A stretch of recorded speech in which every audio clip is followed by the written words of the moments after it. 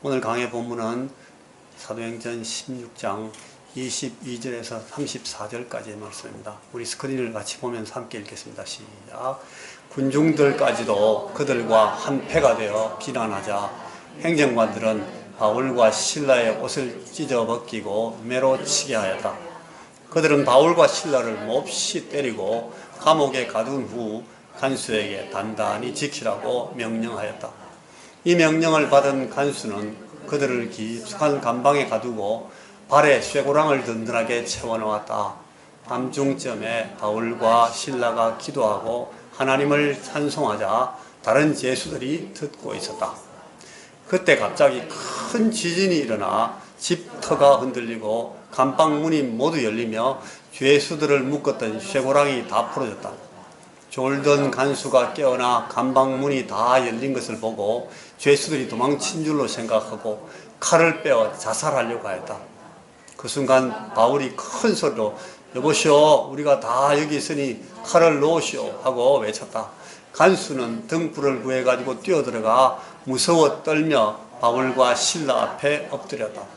그리고 그들을 데리고 밖으로 나가 선생님들, 내가 어떻게 해야 구원을 받겠습니까? 하고 물었다.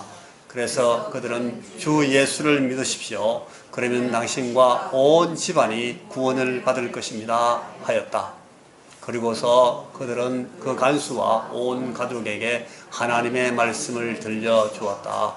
그는 바로 그날 밤에 바울과 신라를 데려다가 매맞은 상처를 씻어주고 온 집안 식구와 함께 즉시 세례를 받았다. 그리고 그들을 자기 집으로 데리고 가서 음식을 대접하고 하나님을 믿게 된 것을 온 가족과 함께 기뻐하였다. 아멘. 여러분 지금 그 스크린에 그 한 구절을 띄우실 텐데, 군중들이 막 흥분을 하니까 행정관들은 그 사람들하고 같이 쏠립니다. 그래가지고 어줍잖게 이 바울과 신라를 몹시 때립니다. 옷을 벗겨놓고. 주로 등을 때렸겠죠. 그리고 나서 감옥에다 가두면서 이 교도관한테 단디 지켜 이렇게 명령을 한 겁니다. 여러분, 인생 살다 보면 참 아주 황당하고도 엄청난 억울한 일들을 겪게 됩니다. 아마 제가 이런 경험을 하고 살았으니까 여러분들도 아마 다르지 않을 거예요. 살다 보면 정말 억울하고 너무 억울해가지고 막 가슴이 막 터질 것 같은 그런 일 당하고 자존심이 막 다 발기발기 찢어지는 그런 일들을 당하고 삽니다. 근데 감사하게도 정말 말도 안 되는 영광인데요, 그런 일을 예수님 때문에 당할 때도 있습니다. 복음 때문에 가끔씩 그런 일이 있었습니다. 여러분 안 당해봤습니까? 한 번도? 생각이 안 나는 거지 아마 여러분도 그런 일 많이 당하실 거예요. 근데 만약 정말로 아무도 나는 그런 평생 나는 그런 일 안 당했는데요, 곤란합니다.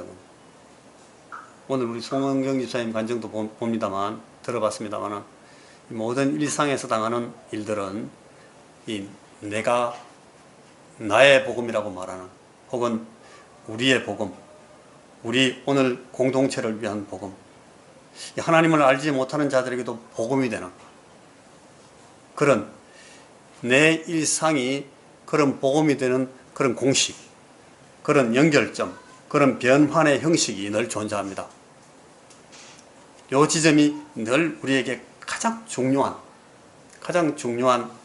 아주 실제로 가장 심각해져야 되는 그런 선교적인 포인트가 되는데, 왜 그런가 하면 어차피 예수 믿는 것은 사는 것이지 생각하거나 말하는 것이 아닙니다. 따라해 보시겠습니까? 어차피 예수 믿는 것은 사는 것이다. 생각하거나 말하는 것은 아니다. 말 아무리 잘해도 소용없습니다.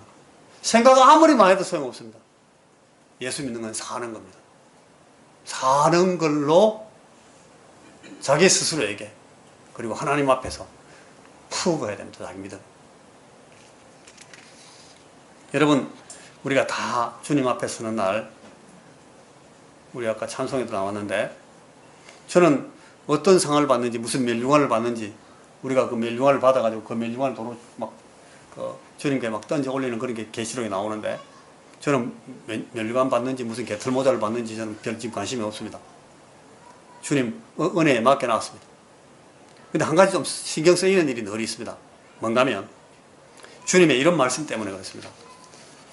이게 마태복음 10장 32절에 나오는 말씀인데, 누구든지 사람 앞에서 나를 시인하면 나도 하늘에 계신 내 아버지 앞에서 그를 시인할 것이요, 누구든지 사람 앞에서 나를 부인하면 나도 하늘에 계신 내 아버지 앞에서 그를 부인하리라.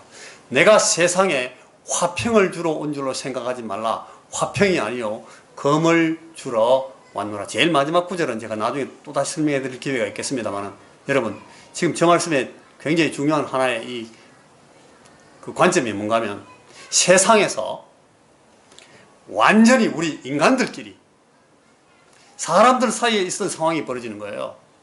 그런데 이거를 하늘의 그 놀라운 현장에서 하나님이 다시 꺼내시고 거기서 재해석하시겠다는 겁니다. 누구든지 사람 앞에서 나를 시인하면 나도 하늘에 계신 내 아버지 앞에서 그를 시인할 것이요. 보통 심각한 얘기가 아닙니다. 우리 인생의 어떤 장면도 그냥 지나가거나 그냥 잊혀지고 그냥 사라지지 않는다, 그런 뜻입니다. 한 때를 위해서 전부 다 기록되고 있습니다, 여러분. 저는 이걸 실제로 이 CCTV라는 것을 잘 알지 못했을 때는 저게 무슨 말일까? 저게 가능할까? 그런 생각했어요. 그리고 무슨 요새 몇 기가바이트, 몇 테라바이트, 페타바이트 이런 말 들어봤습니까? 엑사바이트 들어봤습니까? 기억의 용량이 엄청납니다. 이런 단위를 제가 잘 모를 때는 그냥 저 괜히 하는 말인가, 주님이 뭐 그냥 약간의 과장 표현을 쓴 그런 말씀인가 보다, 저는 그렇게 생각했어요. 지금 와서 보니까 우리 인생 80년, 90년, 100년 한순간도 빼지 않고 싸그리 다 기록하는 것이, 여러분 우리 개개인에게 붙여놓으신 그 천사들에게는 이거 아주 식은 죽먹기입니다. 아무것도 아닙니다. 여러분 우리 개개인, 우리가 사는 삶의 모든 장면들이 다 완전히 기록되고 있다는 사실을 좀 한순간도 잊으시면 안 됩니다. 속이거나 대충 넘어갈 것으로 전혀 기대할 수가 없습니다. 이 큰일입니다. 좀 나이 드신 분일수록 걱정이 더 크셔야 될 것 같습니다. 돌이킬 수가 없었으니까. 그렇다고 지금 팍 포기해 버릴 수도 없고, 어리고 젊은 분들일수록 이 점을 잘 고려하셔가지고 기회를 잘 관리하시기 바랍니다. 이 주님 앞에, 그리고 둘러선 천사들에게 부끄럽지 않도록 오늘을 살아야 되겠다. 전부 다 뽀록납니다, 여러분. 우리 동료 성도들에게 부끄럽지 않게 살아야 됩니다. 눈 가리고 아웅 하던 거, 김 집사 이런 사람이었어? 그런 말 듣게 됩니다. 목사님, 말이 됩니까 이게? 이런 말 들을지도 몰라요. 여러분 세상 사람들에게 부끄럽지 않게 살아야 됩니다. 요새 TV에 나오는 많은 교회, 많은 교회 목사님들, 저게 예수 믿는 사람이야 저게? 저것도 집사야? 와, 저게 장로라고? 목사야 저게? 그런 소리, 그렇게 살아서는 절대 안 되는 겁니다. 우리 인생 삶의 과정에 실족함이 없을 수는 없으나 주님이 그런 말씀했어요. 우리가 그렇지만 우리가 주님 앞에서 당할 그 나무새스러움을 어떻게 감당할 수 있을지 참 견디기가 어려울 겁니다. 그 지옥에서 막 고통 당하고 있는 사람들이, 우리가 저 장면에서 하나님 앞에 서가지고 이제 무슨 얘기할 때 지옥에 있는 사람들이 우리를 보면서 저 멀리서 넘어오지는 못하지만 보기는 보잖아요. 지옥에 있는 사람들이 우리 중에 어떤 사람들, 우리 중에 어떤 사람들 향해서 막 비난할지도 몰라요. 막 이렇게 말할지도 몰라요. 아니 하나님, 저는 이렇게 지옥에 와 있는 놈이면 저 사람, 저놈처럼 추하게 살지는 않았습니다. 저는 그래도 저런 놈을 구원해 주시려면 저도 당연히 고려해 주셔야 되는 거 아닙니까? 막 그렇게 하나님한테. 여러분 우리를 막 짚으면서, 손가락으로 우리를 막 가리키면서, 저를 막 찝으면서 이런 말 하면 우리 어떻게 되겠습니까? 사도행전 16장 묵상하는 중에 저는 마가복음 7장에 이 귀먹고 말 못하는 사람 고치시는 주님의 사역이 생각났습니다. 이 치유 기사는 여러분 다름 아닌 그 수로보니게 여자 사건, 올소이다마는 상아래 개들도 아이들이 먹던 부스러기를 먹나이다 말했던 그 사건 바로 뒤에, 두 절 뒤에 따라 나오는 사건이에요. 한번 같이 읽어보겠습니까? 마가복음 7장 32절에 35절 시작. 사람들이 귀먹고 말 더듬는 자를 데리고 예수께 나와 안수하여 주시기를 간구하거늘 예수께서 그 사람을 따로 데리고 무리를 떠나사 손가락을 그의 양 귀에 넣고 침을 뱉어 그의 혀에 손을 대시며 하늘을 우러러 탄식하시며 그에게 이르시되 에바다, 이는 열리라는 뜻이라. 그의 귀가 열리고 혀가 맺힌 것이 곧 풀려 말이 분명하여졌더라. 여러분, 이 귀가 먹으면 당연히 말을 못하게 됩니다. 이해 아십니까? 귀머거리는 절대 말을 못하게 됩니다. 안 들으면 발음을 못하거든요. 그래서 귀 먹으면 벙어리가 돼요. 요 이제 귀신 들린 이 사람이 귀 먹은 귀신이 되니까 말도 못하게 만들어 버리는 거예요. 이 주님이 지금 방금 그 본문에 보니까 이 사람을 데리고 잠시 무리를 떠나서 딴 데로 가십니다. 그죠? 주님이 왜 굳이 이렇게 하셨지? 잘 묵상해 보시기 바랍니다, 여러분. 그리고 구태여 마가는 왜 주님이 잠시 그 사람 데리고 나갔다는 걸 꼭 다 기록을 해놨을까? 생각해 보셔야 됩니다. 그리고 또 이 사실에서 우리가 무엇을 배워야 되는지도 묵상해 보시죠. 주님이 그 사람을 데리고 가서 어떻게 했어요?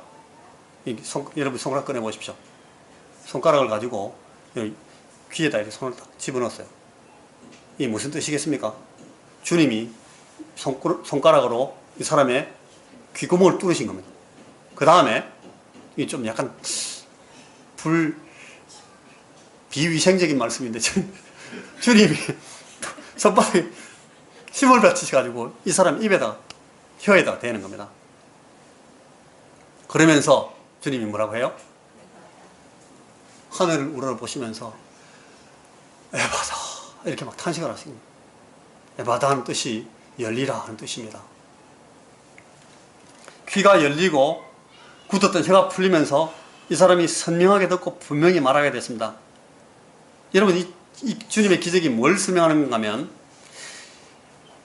주님의 손가락이 이 사람의 귓구멍에 들어가니까 주님의 손가락에 의해서 이 사람이 귀에 그러니까 뭐라고 하지? 뉴런 to hear 뭐예요 이거?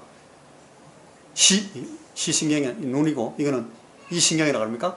들리는 신경이 이제 주님의 통제를 받는 겁니다.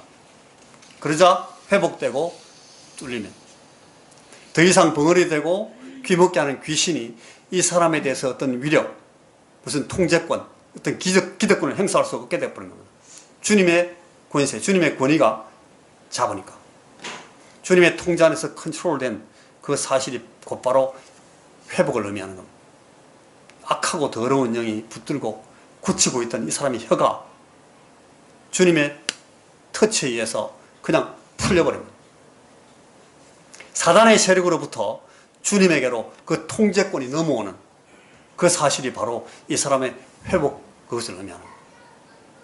에바다. 그러니까 하늘을 향한 주님의 이 탄식, 에바다 하시던 탄식은요, 공중권세 잡은 자를 향한, 공중권세 잡은 자의 어떤 그 영향력을 묶어버리는 창조주 하나님의 어명입니다. 하늘 아버지의 권세를 가지고 이 공중권세를 묶고 처단하시는 그런 탄식입니다. 근데 여러분, 이 어명이 떨어지는데 이 왕의 명을 시달하는 말씀이 왜 선포나 외침이 아니고 왜 탄식인 겁니까? 이 말씀을 지금 전달하는 주님이 에바다 하고 명령하는 그 명령의 타깃은 저 공중권세 잡은 자입니다. 그러나 주님의 그 심정, 이 주님의 마음은 이 불쌍한 영혼에 지금 천착되어 있는 거예요. 하나님의 창조와 은혜의 질서에서 이탈해가지고 다치고 붙들리고 압박을 당하고 고통을 받고 있는 이 불쌍한 영혼에게 주님의 마음이 가 있는 겁니다. 그러니까 절로 막 열리라고 명령을 하면서도 이게 탄식으로 나옵니다. 주님.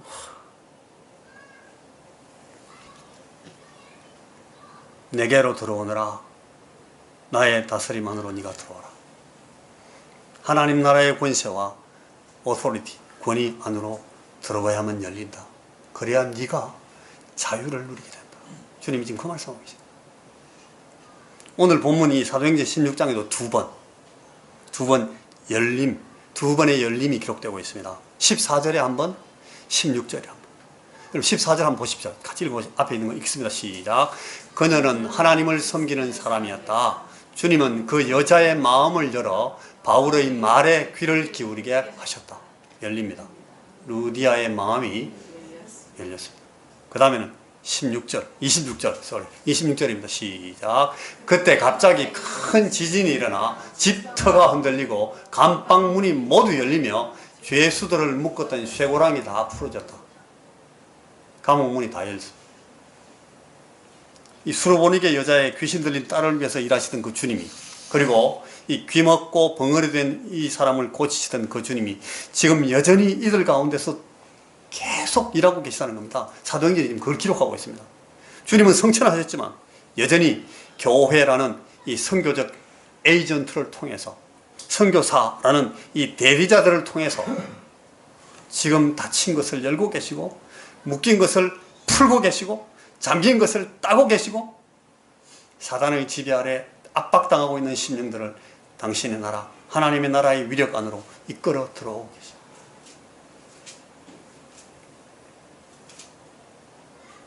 지금도 개입하셔서 이 선교사들의 사역에 주님은 participate, 참여하고 계십니다.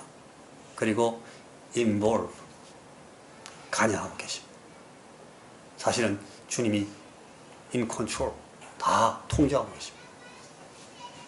오늘 여러분의 어디가 묶여 있습니까? 오늘 여러분이 어디가 잡혀 있습니까? 소원하시는 대로, 기도하시는 대로, 분별하시는 바 하나님의 뜻대로 잘 안 돌아가고 있는 것이 있습니까? 어제 어떤 자매가 저한테 문자를 보냈는데, 목사님 요새 자꾸 제가 기도하는데 계속 기도가 반대로 갑니다. 기도하는 것마다 반대로 된대.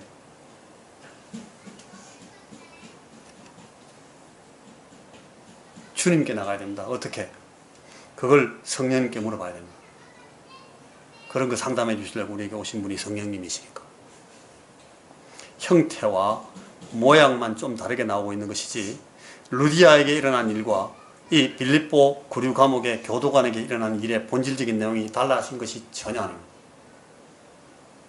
루디아의 마음에 신비스럽게 역사하셔서 그 마음을 열어놓으신 것, 바울의 말씀이 그 사람의 인생을 완전히 바꾸도록 조치해 놓으신 것과, 또 이 빌립보 감옥의 지진이라는 이 초자연적인 방법으로 신비스럽게 개입해 오시는 그 주님의 개입이 본질상 전혀 다른 것이 아닙니다. 여러분, 오늘 우리에게도 이렇게 열리는 일들, 여러 젖히는 일들이 일어나게 되기 위해서 여러분 이 상황을 조금 더 자세히 볼 필요가 있습니다. 26절을 다시 한번 읽어보시겠습니까? 앞에 보시면 나옵니다. 시작. 그때 갑자기 큰 지진이 일어나 집터가 흔들리고 감방문이 모두 열리며 죄수들을 묶었던 쇠고랑이 다 풀어졌다. 옥터가 움직이고 막 문이 열렸습니다. 여러분, 이 언뜻 봐도 이게 여기 큰 지진이 일어났다 그랬는데, 이 리히터 개수로 이 진도가 몇 점 되겠습니까? 저 정도 흔들리면 지금 한 6, 7입니다. 그냥. 그죠? 그것만이 아니에요. 이 옥터가 막 열리고 땅이 막 흔들리니까 이 문틀, 그죠? 이게 도 프레임이 막 이렇게 비틀어지니까 확 열려버리잖아요. 그건 이해가 돼요. 그런데 한 가지 더 있으면 여기 모든 사람의 메인 것이 다 벗어지니라. 여러분, 지진이 나가지고 쇠고랑이 풀릴 일은 만무합니다. 이건 좀 다른 얘기입니다. 그죠? 초자연적인 일이 거기. 하나님께서 어떤 의도를 가지고 상황을 지금 버리신 겁니다. 한 여인의 마음을 여셨던 주님께서 이번에는 이 교도관과 빌립보 도성의 사람들을 움직이시기 위해서 크신 능력의 손으로 이 옥터를 흔드시고 이 선교사를 묶은 착구와 쇠사슬을 그냥 다 풀어버리신 겁니다. 잠에 취해 있어서 바울과 실라가 찬송하는 소리도 못 듣고 있었어요. 이 교도관은 계속 주무시고 계셨어요. 근데 옥터가 막 흔들리니까 깜짝 놀라 일어났습니다. 근데 더 일어나 보니까 더 놀라운 일이 있는데 감옥 문이 다 열려 있는 거예요. 열쇠 꾸러미를 찾을 틈도 없었어요. 그냥 꼴까닥 잠들어 있는 사이에 그만 지진이 일어나고 감옥 문이 열리니까 죄수들이 전부 다 탈옥해버린 것 같아요. 길게 생각할 것도 없이 그냥 칼을 뽑아가지고 바로 할복을 하려고 자세를 잡았습니다. 그 당시 로마 감옥 관리 규정에 지금 그 고고학적으로 발견된 내용에 보니까 그렇게 나와 있어요. 죄수가 탈옥하면 교도관들은 자기 목숨을 가지고 이를 메꾸라고 돼 있어요. 그 규정 때문에 저래 되는 겁니다. 아이고, 이러나 저러나 어차피 죽을 거 그냥 스스로 곱게 가는 게 낫겠다 하고 생각하는 순간, 여러분, 저 어둡고 깊은 셀에서 소리가 들려옵니다. 이 밝은 쪽에서 저 어두운 쪽은 잘 안 보이지만 어두운 쪽에서 밝은 쪽은 잘 보이거든요. 이 사람이 막 칼 들고 할보를 하려고 그러니까, 당신 몸을 상하게 하지 마시오. 우리들 모두 여기 여기 다 가만히 있어. 이 소리가 여러분 어떤 의미로 이 사람에게 들렸을지 이 교도관의 입장에서 한번 상상을 해보시면 충분히 알 수가 있습니다. 자결을 하고 이제 끝내야 되겠다 결심하고 바로 결행하려는 그 순간입니다. 그 순간에 큰 소리가 들리는데 죄수들이 그대로 있다는 거예요. 안 죽어도 돼요. 죽을 필요 없어요. 옥터가 흔들리는 지진으로 완전히 겁에 질렸는데, 게다가 이제 옥문이 다 열려있는 거 보니까 죄수들이 다 도망간 것 같은데 안심해도 된다는 소리가 들려옵니다. 우리 다 여기 있습니다. 당신 아직 괜찮습니다. 안 죽어도 됩니다. 그 다음 장면에서 이 교도관이 어떻게 반응하는지 보십시오. 전혀 안심한 사람 같지는 않습니다. 완전히 다른 두려움에 완전히 압도된 표정입니다. 이 사람 렌트를 들고 막 이 깊은 감옥 쪽으로 뛰어들어가 보니까 아까 몇 시간 전에 말이에요, 안 그래도 실컷 얻어 터져가지고 막 두드리 맞고 어디 깨지고 해가지고 막 피투성이가 되고 들어왔는데 벗겨진 등짝을 보니까 막 전부 다 전치 자국이고 처참하게 맞아가, 야, 이거 전치 12주구나.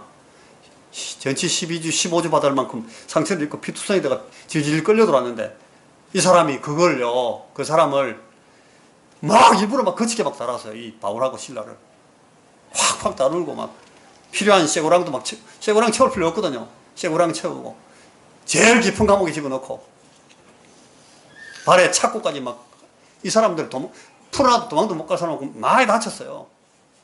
그런 사람을 갖다가 막 내동댕이 치듯이 막 자기가 저 맨 안쪽 어두운 구석방에 쳐넣었던 바로 그 사람 둘이가 자기가 밀어넣었던 그 방이 활짝 열려 있는데 그 감옥 안쪽에 쇠사슬도 착고도 전부 다 풀린 채로 그냥 떡 앉아 있는 겁니다. 둘이서 완전히 자유로운 사람들인데 그냥 점잖은 자세로 떡 앉아 있습니다. 이 사람이 거기서 뭐라고 소리치는지 보십시오.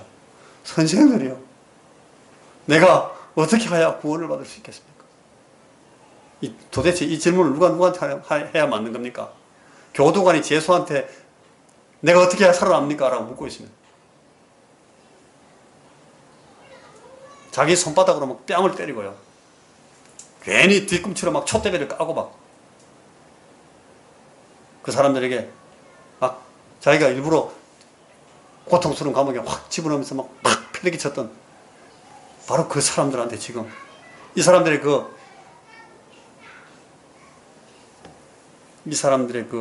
superiority, 우월성을 인정을 하면서 완전히 몇 골 묶고 들어가는 겁니다. 지금 자기가 얼른 보기에도 완전히 딴 사람인, 정말 신비롭고 초자연적인 무언가를 가진 놀라운 이 사람들에게 외친 질문입니다. 아까는 지진 때문에 엄청 놀랐습니다. 거스를 수가 없는 대자연의 위력이 감옥과 자기 인생을 덮쳤다고 생각했을지도 모르겠습니다. 이거 억수로 오늘 재수 없는 날이네, 이거. 내 인생이 이렇게 끝나는구나. 근데 지금 놀라는 건 그게 아니에요. 자기가 구사했던 모든 속박과 구속을 다 풀고 완전한 자유를 확보한 사람들이 그 자유를 따라서 사라지지를 않았습니다. 안 나갑니다. 오히려 학대하고 천대하면서 함부로 대하였던 자기를 지켜주고 자기를 붙들어주고 자기한테 위로하는 겁니다.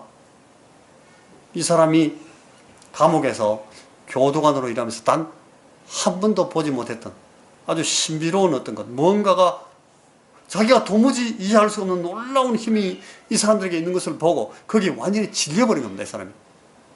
우리가 요새 젊은 사람들 표현에 지린다라는 표현이 있어요. 지린다. 이거 완전히 지려버린 겁니다. 선생들이여, 내가 어떻게 해야 구원을 받으리까? 이 교도관이 지금 무슨 생각하고 있습니까? 이 사람은 지금 어디로부터, 무엇으로부터 구원받겠다는 얘기를 하고 있는 겁니까? 이 질문에 대한 바울의 대답을 여러분 주목하셔야 됩니다. 주 예수를 믿으라. 그리하면 너와 네 집이 구원을 받으리라. 저는 이 말씀을 너무나 많이 들었어요. 어려서부터 자꾸 들었습니다. 성경을 전체 다 통독하기 전에 이미 이 말씀은 여러 번 들었습니다. 그러니까 우리가 이미 이 바울의 대답을 너무 익히 알고 있어서 이 바울의 대답이 이 교도관에게 어떤 의미로 들렸을지를 잘 실감하지 못할 수가 있어요. 잘 보셔야 됩니다. 지금 이 사람은 바울의 대답을 듣고 지진으로 옥터가 흔들리고 감옥의 문들이 막 열리는 상황을 볼 때보다 더 놀라고 있었다. 지금. 바울의 이 얘기를 듣고 이 사람이 깜짝 놀라고 있습니다. 이 사람은 지금 자기가 어떤 위기와 어떤 위험을 인식하고 어떤 공포에 사로잡혀 있는지를 정확하게 파악을 못하고 있습니다. 뭔가 엄청난 일들이 지금 일어나고 있는데 일단 살고 봐야 되겠다는 본능적인 외침이 이 두려움에 질린 사람에게서 외마디처럼 터져나왔습니다. 어떻게 하면 살 수가 있겠습니까? 왜 하면 좋겠습니까? 왜 해야 내가 살아날 수 있겠습니까? 바울이 제시한 사실, 주 예수를 믿어라. 그리하면 당신과 당신의 집이 다 구원받을 수 있게 됩니다. 야! 여러분이 지금까지는요, 성경 요 부분까지는 이 faith, 믿음이라는 것이요, 명사형으로 늘 쓰였어요. 명사형으로. 믿음을 갖는다. 믿음을 품어야 된다. 믿음, 명사형으로 쓰였다고. 근데 여기서부터 이제 동사형으로 바뀝니다. 이게. 믿으십시오로 믿는다, 믿다. 본격적으로 이제 동사형으로 바뀌기 시작합니다. 성경에서. 이 구절을 여러분 원어로 정확하게 보시면 거기 이 전치사들이 굉장히 중요하게 쓰여 있는데 여기 헬라어의 n은 영어로 하면 in입니다. in, 안에. 그리고 epi라는 단어가 있는 이 epi라는 말은 on이에요. 영어로 하면. depend on 할 때 on. 그러니까 여기 believe in the Lord Jesus. 그러니까 주님 예수를 옳다고 믿으시오. Believe in Lord. 아니고, 여기 말씀이 지금 바울이 쓰고 있는 말은 Believe on입니다. Believe on the Lord Jesus. 주 예수를 의지하고 믿으시오. 이 말입니다. 주 예수님을 옳다고 믿는 것. 여러분, 주 예수님이 옳다. 그분이 하신 일이 옳다. 그분이 내게 주신 약속이 다 바른 것이다 라고 여러분 지식적으로 동의할 수 있습니다. 그러나 주 예수님을 의지하면서 믿는 것은 동의보다는 복종을 말합니다. submission요. 이 다스림을 받는다는 것을 말합니다. submission입니다. 지금 이 로마 사람들이 주고받고 있는 이 대화상에서는 이런 언어적인 의미가 의심의 여지 없이 그냥 막 전달되고 있는 겁니다. 우리는 지금 잘 몰라가지고 막 제가 설명을 N하고 FT 설명하고 해야 그게 그 뜻인가 보다 아는데 이 사람들이 말하는 사이에서 다 이해가 되는 거예요. 주 예수님이 옳다고 믿으라는 게 아니에요. 너는 지금 그분에게 submit해야 된다. 그분에게 굴복하고 그분의 다스림 안으로 들어오면 마치 아까 그 귓구멍에 주님이 손가락을 집어넣어가지고 통제하는 것처럼 그분의 통제 안으로 들어오면 너 이제 산다. 바울이 지금 그 얘기하고 있는 거예요. 그 얘기를 듣고 이 사람이 깜짝 놀라는 거예요. 와, 그런 게 있어? 바울은 지금 이 교도관에게 예수님의 주권, 주님의 다스림에 온전히 복종할 것을 요구하고 있는 겁니다. 그리고 그리하여야 구원을 받을 수 있다고 지금 선언하고 있습니다. 이 교도관은 적어도 나중에는 이걸 더 분명히 바울이 말한 사실을 정확하게 이해했을 겁니다. 아까 그 수로보니게 여자에게 일어났던 그 상황, 에바다 하시던 그 탄식의 상황이 일어났던 바로 그 일입니다. 인간을 묶고 속박하고 위험과 위기에 몰아넣는 그 요소가 무엇이든 간에 주 예수께 복종하면, 주님의 다스림에 서브미션하면 구원받습니다. 살아납니다. 풀려집니다. 정말로 자유하게 됩니다. 여러분, 예수님이 옳다고 믿는 것으로 구원 얻지 못합니다. 제가 지금 아주 놀라운 표현을 하고 있는데 잘 들으셔야 됩니다. 주님이 옳다고 믿고 주님의 약속을 믿고 주님의 선하심과 사랑의 의도를 다 믿는다 손 치더라도 여러분, 여전히 우리의 인생, 우리의 삶은 이 위험 가운데 위기에 처해질 수 있습니다. 이 사람처럼 어떻게 해야 구원받을 수 있어요? 막 흔들리고 떨고 할 수 있어요. 입으로 오 갓, 오 마이 갓 입에 붙어있듯이 맨날 외쳐도 내 안에 예수가 살아계시다, 내가 하나님 믿습니다 막 소리쳐도 전혀 구원과 무관한 위험에 들어앉아 있을 수가 있습니다.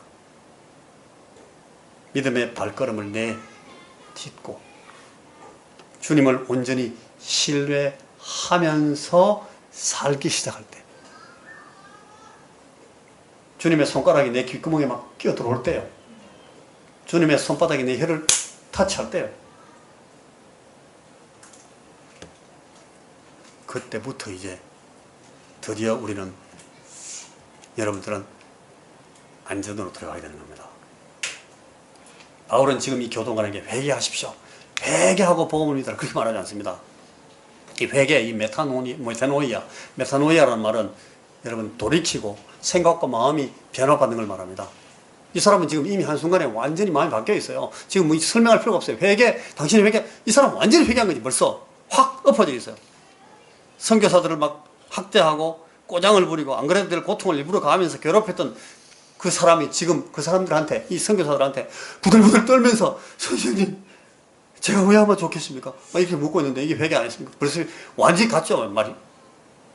결정적인 변화를 이미 보여주고 있습니다. 그래서 바울이 대답한 겁니다. 두려움으로 생긴 그 변화의, 이 마음의 변화를 순순히 따르고 주 예수님을 의지하고 살아서 구원받으라고 말합니다. 주의 통제, 주님의 다스림으로 들어오라는 겁니다. 섭니다라는 겁니다. 그래서 그 아래 보니까 제일 마지막 그 뒷부분 32절에 주의 말씀을 그 사람과 그 집에 있는 모든 사람들에게 전하더라는 말이 나와요. 누가 그렇게 기록했어요? 주의 말씀을 전하더라? 아까도 전했잖아요. 근데 왜 지금 전해요? 이게 무슨 말인가 하면 그의 마음의 변화에 근거해서 완전한 복종을 요구한 다음에 구원이 뭔지, 그 결과가 어디까지 미치는 건지, 어떤 변화에까지 나가야 되는 건지, 이런 걸 다시 설명해 주다는 뜻 아니겠습니까? 하나님의 아들이시며 그리스도이신 예수님, 그대 인생의 주권자, 주인, Lord, Curious, 주인이 되셔야 될 예수님, 이 모든 주권이 말씀과 대속의 죽음에 근거하는 것이라고 잘 설명해 줬을 겁니다. 오늘 저와 여러분에게 들려지고 선포되고 증거된 말씀 그대로를 바울이 이 사람들에게 다시 설명해 줬을 겁니다. 이렇게 해서 그의 주권에 들어가고 그의 나라의 다스림을 받아서 하나님 나라에 속한 백성으로서 가치 있고 의미 있는 삶, 선교적인 삶을 살게 되는 것이라고 그렇게 말해 줬을 겁니다. 이제 이 회심의 결과가 어떻게 일어나게 되는지, 어디까지 가는지를 제가 다음 시간에 계속해서 말씀해 드리겠습니다. 기도하겠습니다. 주님, 우리의 삶에 주께서 오신 것을 감사합니다. 내 삶 안에 들어오시고 내 귓구멍에 주님의 손가락을 끼워 넣으시고 내 혓바닥에 주님의 손바닥을 치시면서 저를 풀어주시는 것을 감사합니다. 주님, 우리가 주님 앞에 이 교도관에게 바울이 요구했던 것처럼 우리가 주님 앞에 우리의 삶을 내어놓고 다스림을 받기 위해서 우리가 서밋할 수 있는, 주님 앞에 서밋하도록 주여, 주의 성령님 우리를 붙들어 주시옵소서. 예수님 이름으로 기도하옵나이다.